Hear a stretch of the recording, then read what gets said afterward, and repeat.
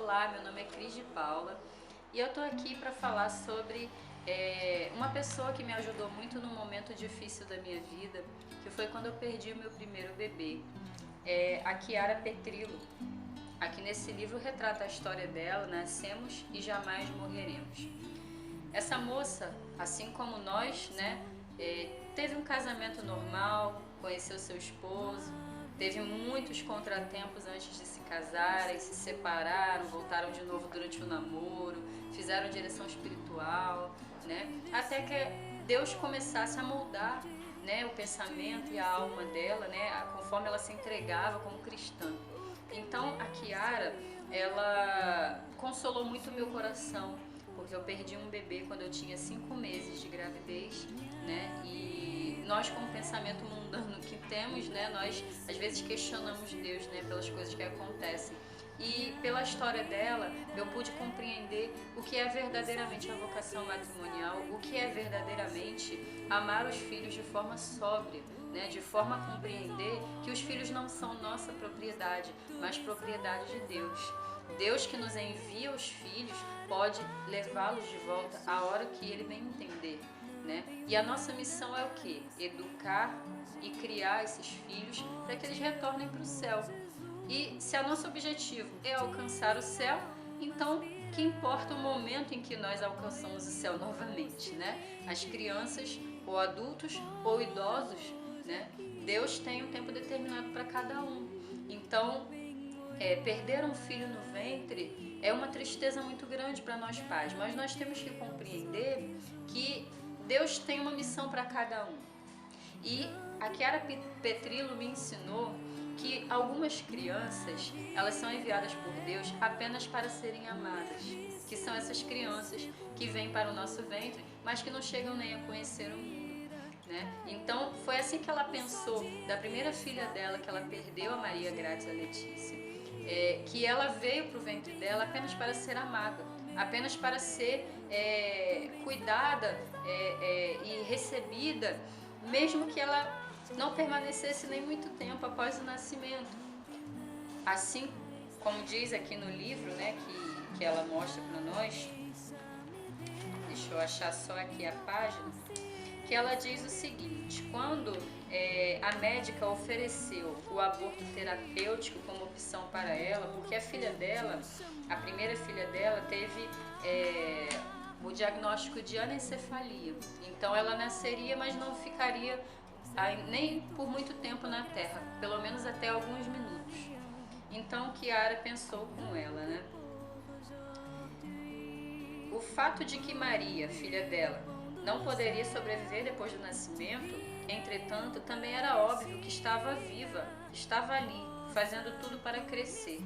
Isso ela olhando a tela da ultrassonografia, Eu não me sentia capaz de ir contra ela, sentia que devia sustentá-la como pudesse e não trocar sua vida pela minha.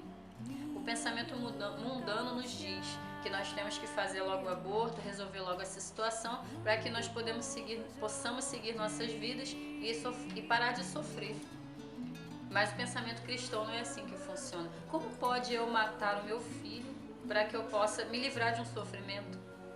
Não tem lógica, Então Chiara conseguiu compreender isso desde o princípio. E não passou pela cabeça dela em momento algum de resolver logo a situação da gravidez dela. Então ela resolveu levar a gravidez até os 9 meses. Amou essa filha o máximo que ela pôde. Cuidou, brincou, conversou, dentro da barriga, como as mães fazem, E quando essa bebê nasceu, ela já preparou tudo para essa bebê. Um padre estava ali do lado para que pudesse batizar logo essa bebê assim que ela nascesse e ela pudesse ir para os braços do pai tranquilamente. E foi assim que foi feito. E como ela já tinha 9 meses, quando ela teve o bebê, ela teve direito até mesmo a um funeral. E para surpresa de todos, a Chiara Petrillo não estava lá chorando, desesperada, triste. Ela estava tocando seu violino, fazendo uma grande recepção para que a neném dela fosse recebida nos braços do pai. Ela e seu esposo são músicos, ela era música e o esposo porque ele ainda é vivo. Eles fizeram um grande musical ali diante do funeral da sua filhinha. E todos ficaram muito espantados com a sobriedade daquele casal. Né? E aí ela teve a sua segunda gravidez no meio de muitas críticas. Ah, você não deixa vir de novo, vocês vão sofrer de novo. Ah, adota uma criança, ah, desiste disso. E o que mais deixava a Kiara triste é que esses comentários vinham de pessoas cristãs, né? E aí ela, no meio de muitos contras, né, ela resolveu se deixar, porque como eu disse no início, não somos nós que decidimos, mas ela decidiu se abrir à vida novamente. E aí ela engravidou novamente. Em meio a muitas críticas e inclusive alguns comentários, né, que diziam assim: ah, esse bebê vai ser o consolo, esse bebê vai ser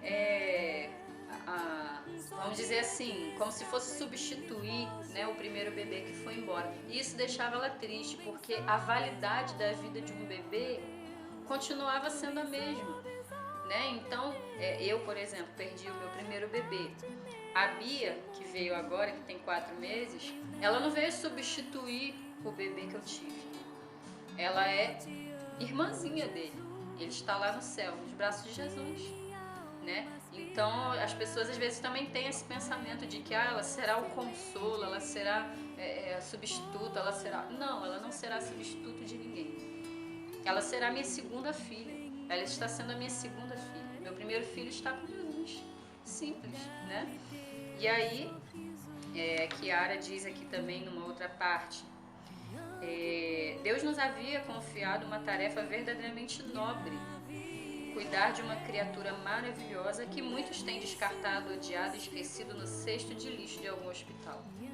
Então, ela tomou para ela essa missão, amar essa criança como muitas mães não tiveram a capacidade de amar seus filhos. O tempo que ela ficasse no seu ventre. E foi o que ela fez. No segundo bebê, infelizmente, novamente o diagnóstico. Más formações múltiplas. O bebê não sobreviveria. Mas ela, mais uma vez, e mais forte dessa vez, porque da primeira vez sempre é muito difícil, nós estamos, né, totalmente imaturos. Mas dessa vez mais forte, ela levou mais uma vez a gravidez até o fim. E mais uma vez o bebê nasceu e daí a meia hora foi para os braços do pai, na assistência de um padre que deu o batismo para ele. E aí ela começou a cada dia ficar mais forte. Na terceira vez, ela engravidou mais uma vez. Dessa vez o bebê era perfeito, saúde perfeita. Mas, por algum desígnio de Deus, era ela quem estava na hora de conhecer o paraíso. Então, durante a gravidez, ela descobriu um tumor, né? Inicialmente parecia com uma afta na língua, né? Que ela sentia muitas dores, mas não podia tomar muitos remédios porque estava grávida. E aí, descobrindo o tumor, os médicos disseram: olha, você vai ter que fazer o tratamento, pode ser que o bebê não resista. Mas ela não se deixou abater. E ela falou: de jeito nenhum. Eu vou fazer o tratamento depois que o bebê sair da minha barriga. E ele vai ficar aqui o tempo necessário para que ele sobreviva bem. E foi o que eles fizeram. No meio de muitas dores, né, porque ela sentia dores terríveis, ela levou a gravidez até o máximo que ela pôde. Fez a cesariana do bebê, o bebê nasceu perfeitamente bem. Depois disso, infelizmente, ela descobriu que o tumor dela tinha dado metástase. E aí não tinha mais o que fazer, apenas aguardar o momento. E aí, como não tinha mais o que fazer, ela resolveu sair do hospital e ir viver os seus últimos dias lá na casa dela com seu esposo e com seu novo bebezinho. E ela ficou lá até o tempo que Deus decidiu chamá-la de volta. Então é isso. Ela me deu um grande exemplo e pode dar um exemplo para várias outras mães que acabaram de perder seus filhos. Você que conhece uma mãe que perdeu um filho, leve a história de Kiara Petrillo para ela, porque essa história me consolou tanto e me ensinou tanto a ter um amor sóbrio e verdadeiro pela minha filha que hoje eu tenho, né? E que eu agradeço muito a Deus por ela. Mas, acima de tudo, essa história me trouxe também uma liberdade. Liberdade de não se preocupar com amanhã, de parar de fazer planejamentos, de ser uma pessoa que confia em Deus de verdade, que confia na divina providência, que para de ficar com medos de ansiedade,